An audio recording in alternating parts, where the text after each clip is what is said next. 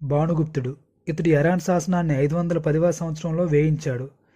దీనిలో మొట్టమొదటిసారిగా సతీ సహగమనం గురించి పేర్కొనబడింది. ఇతడు హుణుల నాయకుడైన తోరమానుణ్ణి ఓడించాడు. ఇతని తర్వాత కాలంలో నరసింహగుప్తుడు మలిగుప్తుల్లో అతి గొప్పవాడుగా పేరుగాంచాడు. ఇతడికి గల బిరుదు బాలాదిత్య. ఇతని కాలంలోనే బంగారు నాణెములు క్షీణించాయి. ఇతడు తోరమానుణ్ణి ఎదిరించలేక పంజాబ్, ఉత్తరప్రదేశ్ ప్రాంతాలను కోల్పోవడమే కాకుండా తిరిగి కప్పం కూడా చెల్లించేవాడు. తర్వాత కాలంలో తోరమానుడు కుమారుడైన మిహిరాకులుణ్ణి మాల్వారాజైన యశోవర్మన్ సహాయంతో నరసింహగుప్తుడు ఓడించాడు. చైనా యాత్రికుడైన హుయాన్ స్తాంగ్ ప్రకారం నరసింహగుప్తుడు బౌద్ధ మతాన్ని స్వీకరించినట్టు సుయూకి గ్రంథంలో పేర్కొనబడింది. విష్ణుగుప్తుడు ఇతడు గుప్తురాజుల్లో చివరివాడు. ఇతడిని హర్షవర్ధనుడు ఓడించి మగధను ఆక్రమించాడు. తద్వారా గుప్త సామ్రాజ్యం అంతమైంది.